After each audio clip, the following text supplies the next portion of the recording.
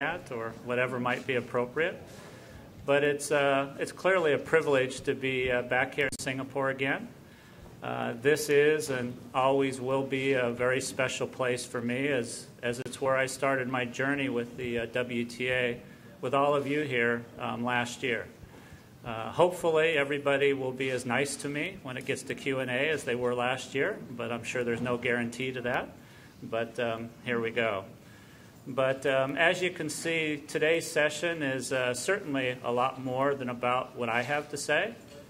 I'd like to start by introducing my colleagues that are up here with me. To my left, Mickey Lawler, the president of the WTA. Mickey. Hello, everyone.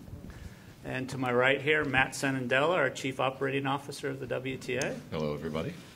And to my far left, Mike McGraw, the co-CEO of the Social Channel. I actually get a microphone? This is great. Yeah.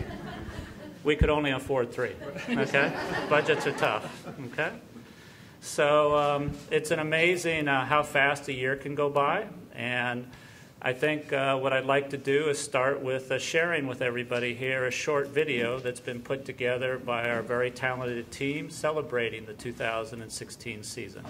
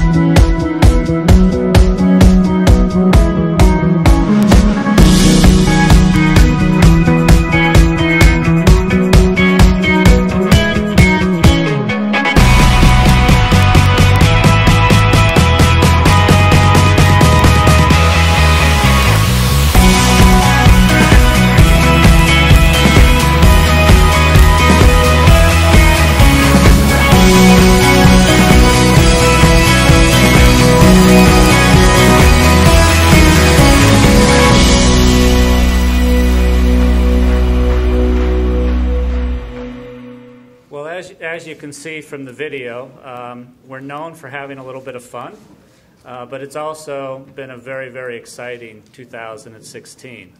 And when you think about it, it has been quite a year, a very memorable year at that point. We now have a new #1 player in the world with Angie, who I think is going to be just a tremendous representation of the #1 position and what it means to our sport and to our game. Throughout the year, we've been watching and cheering for a brand new generation of players that are coming forth. And clearly, through the results this year, we're seeing that group coming through. We experienced probably the ultimate race that you can have in sport, in that our race here to Singapore went to the final match of the year, which is quite an accomplishment. Sweta might have something to say about that, but it was quite an accomplishment. And our WTA Finals field that's here in Singapore, I think, is something to be very, very excited about. We've seen some amazing tennis the first 3 nights. I certainly believe it's going to continue through the rest of the fortnight. And with the greatest 8 singles players and the top 16 doubles players that are all here with us, I think what's even more important is not only are these women great athletes, but they're great people. And they're going to be great role models for many, many people out there in this world. And it's a very, very exciting time for the WTA. This year's finals has certainly gotten off to a great start.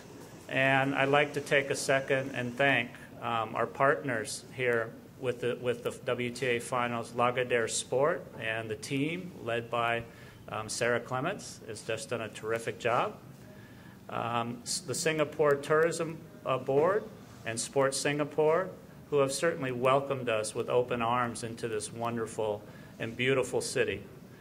Our event partners of this event, which are led by BNP Paribas and SC Global, and as well as the WTA team that has worked tirelessly on this event in partnership with Lagardère Sports, that's been led by Melissa Pine, our tournament director. They've done a great job as well in making this happen.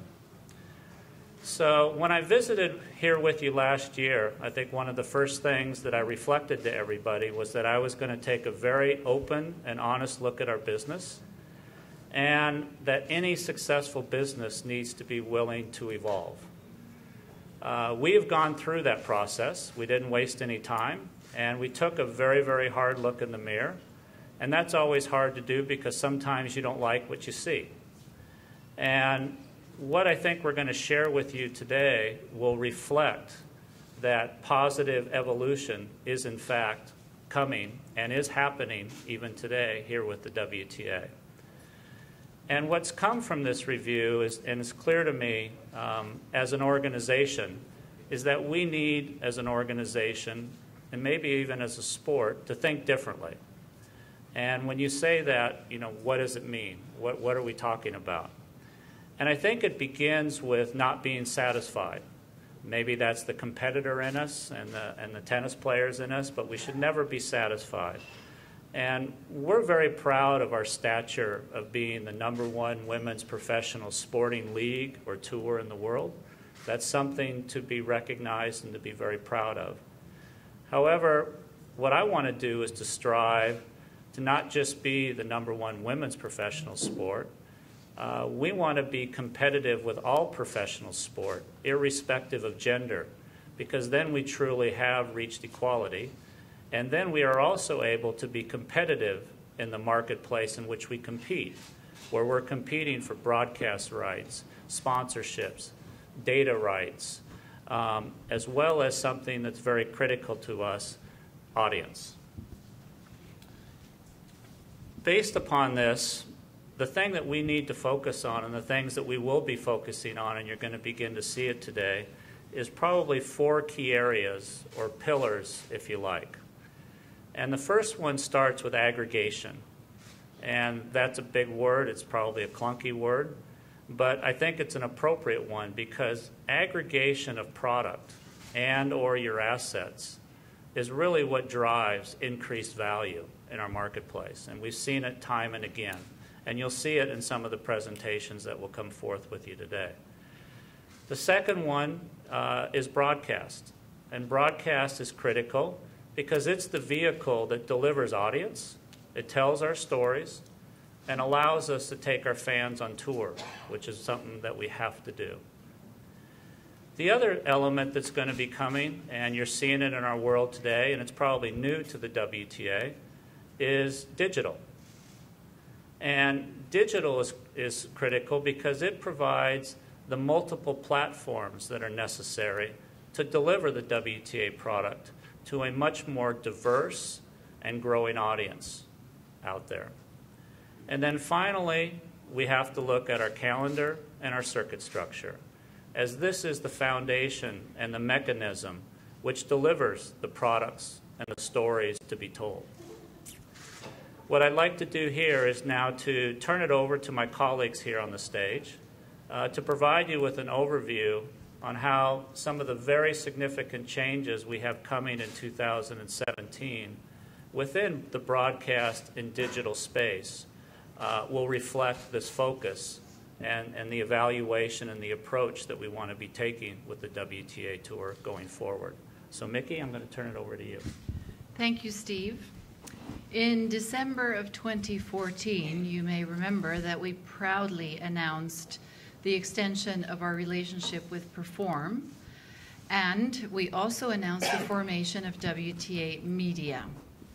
The start of this new 10-year, over $500 million partnership begins in January of 17. It's just around the corner.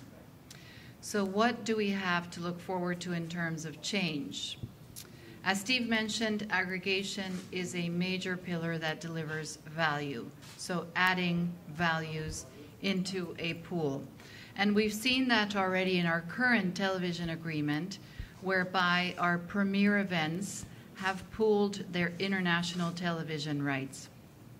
What will be different in the next cycle of the relationship with Perform from January onwards is that we're also including the international rights of our smaller events, our international tournaments. So a lot of international, but you'll see that it's going to be a huge enhancement. The other really great thing to look forward to is consistency in production. WTA Media is taking over production of all of our events. Eventually, this is going to be phased in over time, and that will give us a consistent look. That's important in the competitive landscape. So if you can picture, we're going to go from 800 matches currently televised to over 2,000 matches, because you can't get enough of WTA tennis, of course. All singles matches are going to be televised, and the doubles will be broadcast from the quarterfinals to the finals.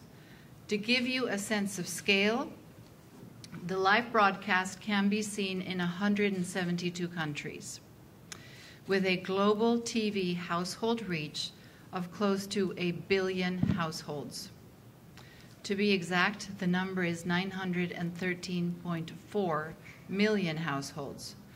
Of that number, 479.1 million households are in Asia, and 106.2 million are in Europe. To what do we owe such success? Well, to a combination of existing broadcast partnerships such as BT Sport and BN, and to the addition of new major networks that are traditionally entertainment platforms such as Sony. The partnership with Sony in Latin America, for example, will allow us to double our TV viewership in Latin America. In addition to a shift from the traditional sports space to the entertainment space, we're seeing a major shift from linear television to digital internet screens. Last November, you will remember, we announced the biggest partnership in WTA history with Chinese digital giant iQIYI. What this partnership does for us and for iQIYI is, number one, it validates our startup mentality, which is absolutely necessary when we're continuously challenging the status quo. Of equal importance is that it delivers excellence to the fan. For the first time in our history, we are going to be complementing live matches by creating also original content. So you can envision such content as behind-the-scenes access, docuseries, live biographical series of our players, getting our fans closer to our players, and transposing archival footage to current footage to give historical content, because we have come a long way, baby. Most importantly, this partnership with iQIYI gives us the opportunity to intersect the social conversation around WTA as the sport happens in real time around the world. The iQIYI partnership has also given us the opportunity to develop a global digital and social network to interconnect every aspect of WTA and to tell the compelling stories that we have. Every athlete has a story, every tournament has a story. Actually, we have an endless number of stories. On the commercial side, what this does for us is it enables us to build a true business case for our invaluable global partners, such as SAP, USANA, and Dubai Duty Free. With SAP, we're able to tell the technology story, and we're also able to push the envelope on the evolution of our sport. You've seen the coaching app. That's just the beginning of the relationship with SAP. USANA helps us to keep our athletes and ourselves healthy. And Dubai Duty Free gives us the ability to purchase high-quality products at a good price, which is specifically important to Donna. Thank you does not begin to express the appreciation that we feel for those partners who are on this adventurous journey with us. Thank you, thank you, thank you. So we hope that in this next chapter, this new chapter, our digital and social ecosystem will greatly benefit our partners, our players, our tournaments, and most importantly, our fans. In the past 5 days here in Singapore, we've seen a tremendous increase in the social engagement around the WTA finals in Singapore. And to talk about this is our esteemed friend and colleague, Matthew Senadella. Thanks, Mickey. Hello everybody, but earlier Steve talked about the key pillars that will drive the WTA's growth forward. In support of the audience aggregation and through digital, the WTA is thrilled to announce the launch of a new digital media and marketing division called WTA Networks. Networks will deliver to fans the highest quality on and off-court content available anywhere. As you can see on the slide here, a new logo has been, or is coming. But we've established WTA Networks, and here's our logo, that really defines the digital nature of our efforts in this arena and really will propel us forward as we move on in our digital strategy. WTA Networks will completely revamp the WTA's owned and controlled platforms, WTAtennis.com, as well as all of our branded social channels. The new digital and social content platform, creative look and feel, and enhanced user experience will launch on January 1st, 2017 at WTAtennis.com and via mobile apps for both Apple and Android smartphones and tablets. Very exciting time. When we talk about the structure of WTA Networks, as illustrated here, the WTA is collaborating with the social channel, a leading full-service digital marketing, sales, and content development company based in New York City. The company was founded by seasoned digital entrepreneurs, Rob Dweck and Mike McGraw, who bring to WTA Networks an extensive experience in digital content, content creation, social media, technology, and brand integration. Today, the WTA is a major sports league. We see this step in our digital and social evolution as transformational for all involved, especially tennis fans. And we are materially committed to this venture, both financially and throughout our entire organization. We believe that WTA Networks will make the WTA a leader in sports media while also creating a world-class company that elevates the WTA brand to consumers globally. We have, and as you'll hear in a moment, we have dedicated a great amount of resources to this effort and this endeavor, especially over the last couple days here in Singapore. And we really are wanting to make sure that we continue to deliver exceptional content. And you'll see some of that in the results that will be shared in a moment. Our goal is very simple. We want to take our fans on tour with us throughout the entire year and allow them to experience the WTA in a way that they've never been able to before. And we're very confident in the strategy going forward. I'm thrilled to introduce both Rob Dweck, who's in our audience today, as well as Mike McGraw from the social channel. Mike's going to take you through some of the building blocks that are guiding us going forward. I think you'll be very excited with what we're ready to share. Mike? Thank you, Matt. On behalf of Rob and I just wanted to say how excited we are to be joining forces with the WTA and entering into this exciting endeavor. We think that we have everything in place right now to build a world-class digital network for women's tennis, and we've been pretty busy over the last several months doing just that. The first thing I want to do is when we were considering how to build this platform, we had to really consider the stakeholders involved, and really to get right down to it, how we're taking the players, events, and sponsors and integrating them into an experience that's going to serve the fans the best and grow the audience and aggregate that audience, as you've heard on this stage many times so far tonight. In doing that, you've got to go back to the fundamentals, and you've got to concentrate on the building blocks that go along with building any good digital network. It starts with a solid technology platform that can deliver content efficiently to the fans in the format they need across all screens. You need the human capital that knows how to drive this technology platform. You need professionals that can go and create compelling content on a consistent basis. You need professionals that can go distribute it far and wide to build the greatest audience. And finally, people that know how to integrate our brand sponsors into this platform. And we think we've gone a long way with building these essential building blocks for the service. I'll take you through a couple of those right now. From a technology standpoint, we're very excited to announce that we're partnering with 3 great technology companies to bring this to fruition. The first one is Uyala, which is a leader in digital video delivery. We're also working with our longtime partner SAP to provide live data into the site to make it the most relevant and compelling content that we can possibly have.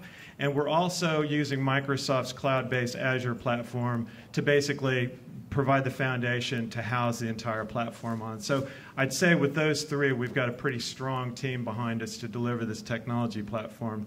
If you go back for a second, as you can see the screen, it's just a little taste of what you'll be seeing come January. The site and the owned properties are going to be very video-centric. They're going to incorporate a lot of live data. We're going to be integrating the players and the sponsors and the tournaments seamlessly into this experience across all devices. So be expecting a really big upgrade in what you've seen from the WTA online come January. After we've got the technology in place, it's all about making great content. Content drives this endeavor from top to bottom. And no doubt you've already seen some of the exciting content that we've been putting out as kind of a teaser for what you'll be seeing in the 2017 season. And we're going to be concentrating on 4 main areas. That of live streaming, of press conferences, practice sessions, galas, draw ceremonies. We're going to continue to produce top quality, intimate off-court content with the players. We're going to be showing highlights in as close to real time as you're probably going to see out there on the net. And then, as Mickey alluded to earlier, we're going to be going into that treasure trove of the WTA archives and producing some compelling documentary segments on our players. After we've got the content in place, it's all about getting it out there. So you'll see us kind of moving through 4 layers of distribution, starting with the WTA owned and earned properties, expanding out to the player tournament sites, beyond that going to the influencer networks, fan sites, and finally we're going to be announcing some pretty exciting partnerships with some of the big publishers as they want to enhance or enrich their women's tennis offering. Okay? Just a little sneak peek of what's been going on over the past 6 days. In advance of launching the technology site, as I said, we've already been producing content here at the finals, and the results have been very, very encouraging. So as you can see, video views from this time last year are up 1,500%. That's a pretty huge number if you think about it. New users to the site is up over 20%. Mobile users, you can see, is gaining strength as well. That number of engagement per post that you see there at 239% is a big indicator for us because it tells us, or it indicates what the quality of our social content is. And it's really refreshing to see that because it means quality content, premium content pays off in the social space. Also, just to note that 11 of the top 15 videos of all time posted on the WTA happened this week over the last 6 days in Singapore. And finally, referrals from social. I'm probably getting too excited about this because I'm a real data geek, but referrals from social is something we look at quite closely because it tells us how well our social content is funneling or aggregating back to our own property. So we look at this number very carefully. Okay, all this coming to a screen near you, January 2017. We're really excited about it. Hope you'll go online and check some of the new content out, interact with it, of course, share it with all your friends. And with that, back to Steve. All right. Well, thanks, Mike. And I believe what Mickey, Matt, and Mike have shared with everybody does in fact reflect a different way of thinking and a different approach as to how we're trying to drive value as well as audience, which I think is critical for us. To address the final element or pillar, I indicated earlier that our calendar and circuit structure is the mechanism that provides for the delivery of our product, the telling of our stories, and allows us to take our fans on tour. We clearly have some issues with our calendar, which many of you here today have been covering and remind me of every time I see you, as well as a few of my members too. So yeah, we do have challenges there. And it's of critical importance that we address these challenges and we formalize a calendar that creates the supporting structure that provides for a healthier, better, and stronger tour at the end of the day. We're aggressively working on a variety of strategies with our board and our members, and we believe that it'll bring us and provide the ability to make the appropriate changes that addresses, as an example, the tight turn that we experienced this year between having a race that went to the last match of the year and the first match here at the WTA Finals. We obviously, here in Asia, had transition challenges when you transition from Tokyo to Wuhan to Beijing. And these are areas that we have to find solutions for and fix that, no question about it. We need to provide for a healthier and more balanced calendar that maintains one of our key strengths, which is our global presence, while allowing our players to play a much healthier schedule. We need our players on the court, not visiting the doctor, and we need to work on that and give them the best chance to be there. And then finally, what we need is a structure that allows us to drive our audience through a consistent and defined delivery of product. So again, we can tell the stories and take our fans on tour through all of the platforms that are now available to us and that we're putting that infrastructure in place for. So with that, I certainly appreciate everybody taking the time to join us here today.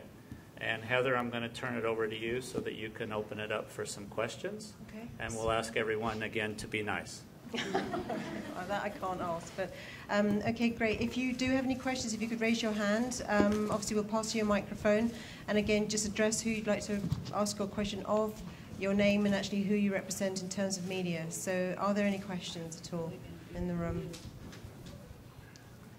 Okay, none so far. Barry? Hi, Barry Flatman, The Times of London.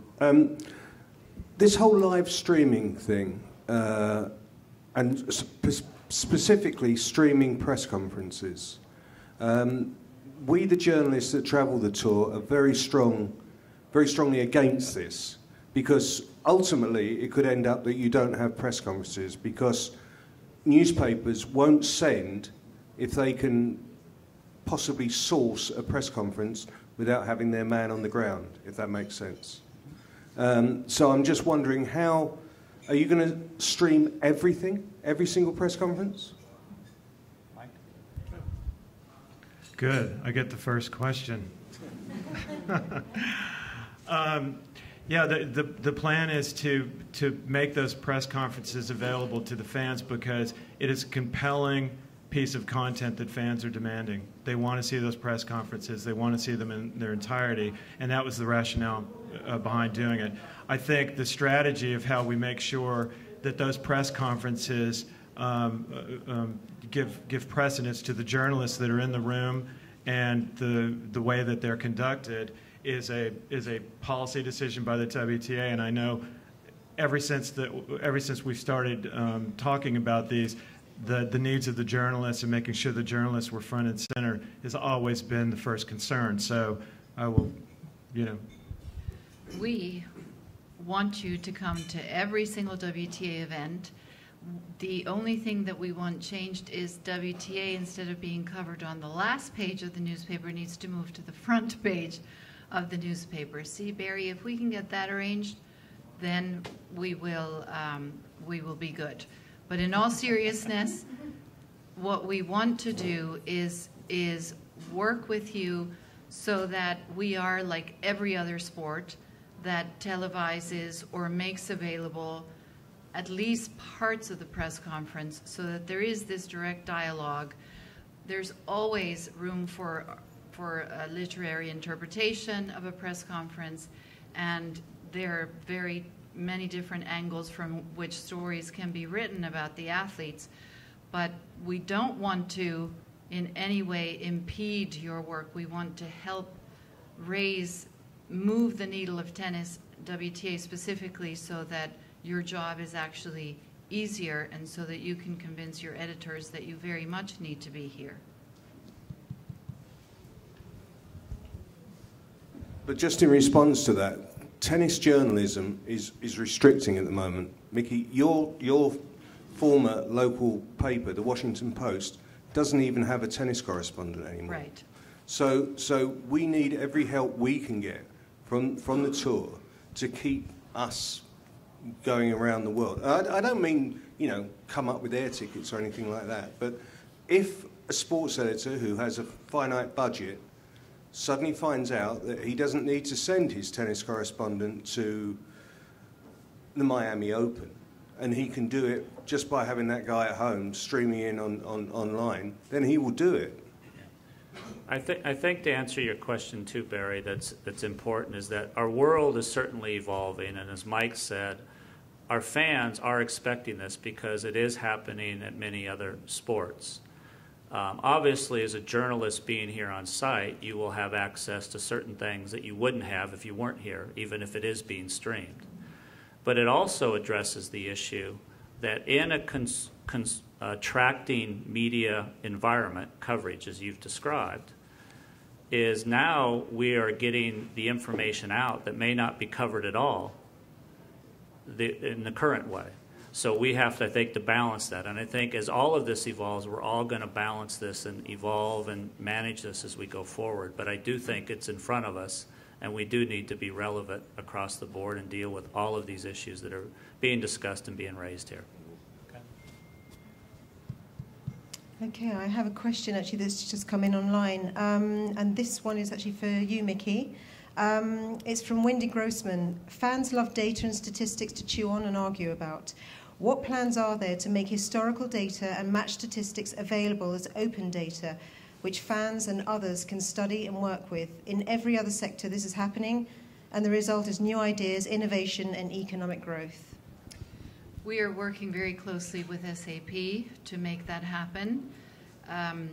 The coaching app, tennis is a traditional sport, and you all know how long it took, and it is still not widely accepted, because the other day actually we saw an interview between Pat Cash and Darren Cahill where Pat Cash said, I'm not a huge fan of on-court coaching, and Darren explained that there's a lot to choose from on your television set, on your mobile devices, and when you buy live tickets to events. So the more relevant we can make the sport and the closer we can get the fan to the sport, the better off we're going to be. So data equals information, and the more available we make it, first of all, to the athletes to increase their performance, but second, to the fans to understand how it is increasing their performance and making them better, is a huge priority. And SAP is the partner to work with on this subject. They are very, very active in trying to find new ways and pushing the envelope. And in fact, we're getting together in December to work on this, so you can expect us to challenge this continuously and to make it available. Okay, thank you, Mickey. I actually have a second question for you, and perhaps also for Steve, from Simon Ward of SportCal magazine. What is the state of negotiations for potential new sponsors? And with the new initiatives that are being putting in place? Do you think it will attract new sponsors? And perhaps a second question within the same question is, do we feel that today we're looking for global partners or regional sponsors, a more realistic ambition? Well, why is Simon not here? Exactly. So yes, we do think that this is instrumental in building the business case for, and I hate to call them sponsors because they're not sponsors any longer. That concept is pretty obsolete. It's all about partnership and building the partner and the WTA together. So when we have these conversations, which we do, because we do speak directly to women and men, but we're the only league in the world that speaks to female athletes or females that has female performers that touch on travel, finance, health, beauty. So we provide a vehicle that directly speaks to women who have buying power over $23 trillion. And women who today versus 10 years ago have the power to decide what car they're going to drive and how they want to own that car. So, and how they want to invest their money to make their families financially secure. So building the business case for us is very important. When we speak to a potential partner, whether it's a global partner or a regional partner, we need to show that partner that their dollar invested is going to turn into $2. And that we could not do without pushing things on the media side. You know, traditional advertising is also dead because every viewer has control of what they view, how they view it, when they view it. So the conversation has to be compelling in a different direction. And this is for us an opportunity that we have never seen. So the answer to Simon is we're talking to a lot of potential new partners, global, regional, local, universal, everything. And Simon, if you have one in mind, please send them our way. We are happy to speak to them and really offer a very compelling case. Thank you for the question. Well, thank you, Simon. Okay, are there any other more? Thank you.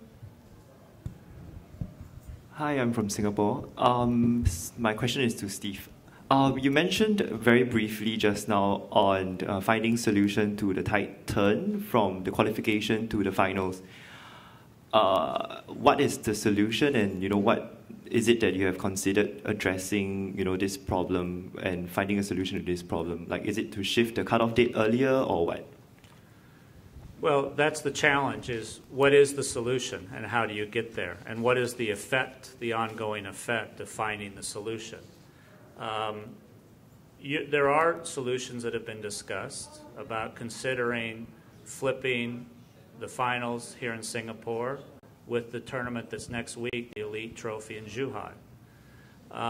Seems on paper it's a simple flip, but there's obviously a lot of elements that are involved with that, with respect to player flow, business issues, contracts. There are many, many different things that have to be addressed. And as we begin looking at our calendar and as we look at our circuit structure, this is something that has to be fixed. There should be a week lead-in to the WTA finals, and the WTA finals should be the last event of the year, period. And we have to figure out that solution. Right now, it's here in week 43, which means if you moved it to week 44, you have definitely issues with a Fed Cup final that's behind us. You have players that are getting into their off-season. We have contracts in place. We have venues to deal with. We have broadcast schedules. There's a number of different things, but there is a solution there. And we have to figure out that solution, as well as how do we find that solution that fits the rest of the fall calendar as well. And that's what we're working on. Many different scenarios right now, but the spirit's there to get it fixed, and I believe we will.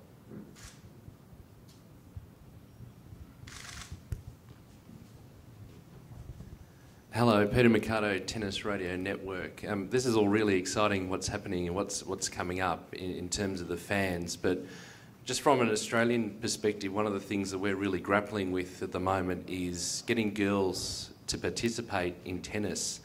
Not so much to get them into the sport, but for them to stick around and play it as a lifelong thing at the grassroots level. Steve, what role do you think the WTA can play with getting girls into the sport, but also making sure they stay there and make it a long time passion? Well, I think that we do have a responsibility to bring people to this sport because it's our future product as well. I also have said many times that I think tennis is a great vehicle for young people, as well as anybody, to pick up this great game and to play it. It certainly allows the pathway for young people to learn that they can do anything that they want to do and become our future stars of tomorrow, no matter what endeavor they wish to follow or pursue. We've started a program, actually I say we, Melissa Pine, Sarah Clements, and the team here in Singapore have created a Future Stars program that goes into the grassroots and provides young opportunity and pathway for young players to play tennis, and as they progress, actually to come here to Singapore and participate as part of the finals. I think putting programs in place like that could potentially become part of every tournament and having a feed into that tournament so you have the grassroots effort, as well as what I'm excited about right now that I alluded to earlier, is that I think this new generation of players coming up are really going to be some great role models. They're wonderful women, got great personalities, they get it. And we finally now have the platforms from what we're discussing today to begin telling that story so that young player who's now going to consume it on a phone or a tablet or on the social side may get attracted to our sport and want to follow it, which will make them say, Mom, can I go hit some tennis balls, or I'd love to learn. So I think it's a combination of all of those, and that's what we're trying to look at and be inclusive. And just to add, Peter, to what Steve said, in just 3 years, we went from starting with 5 Future Stars events throughout Asia Pacific to 18 events. So the work done by the team is nothing short of remarkable. And you will also see that it's a big focus of our circuit structure moving forward. This will be your last question. Thank you very much. Hi, my name is Ewan from the Business Times in Singapore. This is the 3rd finals in Singapore. There's 2 more to go. Have the conversations started about what happens after 2018? At this stage, is the WTA's preference to have the finals go to a new host city, or does Singapore have the option to continue hosting? Thank you. Yeah, we've obviously this is our 3rd year in Singapore, and we've had a great 3 years in Singapore. This event has grown and improved each and every year. Great credit to the team, and it's something that again we want to look at. No decisions have been made for the future. We're beginning to look at that. We certainly have had conversations with the local government and the supporting parties here, and have indicated we'd love to talk about a longer future here in Singapore, as we also evaluate what all of our options are as well. But I would certainly like at some point for these WTA finals to find a more permanent home for them, where we can truly build an event, build the traditions, and you can make the investments that you need to truly build an event. And Singapore is certainly a very dynamic, vibrant, beautiful city. It's something that we would be very proud to call home, and it's something that we'll hopefully have more conversations and see where they go. Okay, thank you very much. Okay, Sandy, one last question, and then that'll be it, because play starts at 7:30. Hi, this is for anyone. I appreciate the reasoning for evolving, although I take Barry's point as well, but is there ever a fear that you're leaving some core audience or fans behind? Because as some of you might know, the newspaper business has been in a problem on how to make the internet work, etc. And they just had a huge study that came out, and the only part of the newspaper business that is viable and money-making is actually the written newspaper, the print, and that they have not been able to determine any way of making the internet. So I worry, you know, some of these things leave some of the older generation fans or people who don't have access to all these platforms behind with all the excitement of technology. Yeah, I think it's a very complex issue and question because this whole world is evolving in front of all of us. And I think we have to be respectful to all of the platforms. I don't see the written word going away. It's what platform are you going to see it on?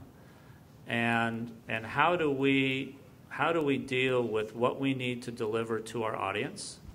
How do we deal and deliver what we need to the audience that can't be here today? We had a couple questions that came in from online from people who weren't here, but now are getting the information.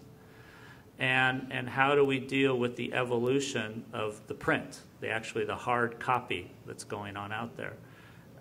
So I'm not sure where that future all goes yet, but I think we now have the platforms to deal with it electronically, which we haven't had before, and digitally. And now we need to look at that transition. We're also looking at this as far as broadcast as well, the linear part of broadcast.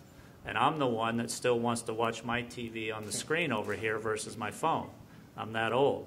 But I can tell you that my grandchildren don't ever look at that and watch everything on their tablet or their computer or their phone. So all of this is evolving in front of us, and we need to maintain my current audience. Absolutely. But I also need to be prepared for the future as well because we have that responsibility. So I think it's evolving and it's managing it as we go through. And I think a lot of it is us communicating, figuring out how can we help you and how can we make it work. Because our only goal is to get the stories out there. We're not trying to take it away from anyone. Okay, thank you very much. Thank you very much for attending. And yeah, thank you, Steve, Mickey, and Matt, and Mike. And yeah, well, hope we enjoy playing tonight. And just in closing, we want to just thank you guys for all of your support. There's many familiar faces out here. You guys follow us year-round. You've been very, very supportive of us. We sincerely appreciate it and don't take any of your the support you provide for granted. We don't get mad when you take a shot at us either. We're big boys and girls, and we can take care of it.